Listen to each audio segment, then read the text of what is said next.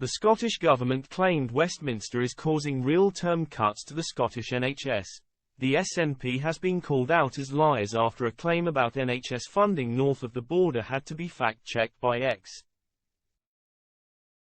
Yesterday the official Scottish Government account claimed that below-inflation spending increases in England are causing a real-terms cut to funding for the Scottish NHS. The account claimed, in the UK Government's autumn statement, only £10.8 million of extra funding was provided for NHS Scotland for the next year, a real-terms cut. This would fund just 5 hours of NHS Scotland activity in a year. The Post has now received a humiliating fact-check, with ex-users adding a community note to the post describing the claim as misleading. Users pointed out that UK government budgets do not provide funding for specific policy areas in devolved nations like the NHS, meaning any real-term cuts are the decision of the SNP administration.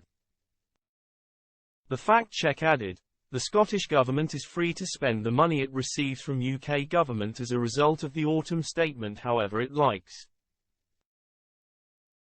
The claim was so inaccurate that prominent journalists, including one from the BBC, called out the lie. Philip Sim, a political journalist at the broadcaster, said the claim was deserving of its community note.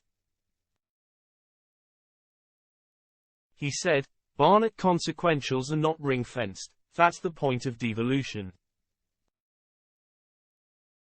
Ministers were previously quite careful to say funding from health spending, but that nuance seems to have been lost since they came up with this 5 hours line.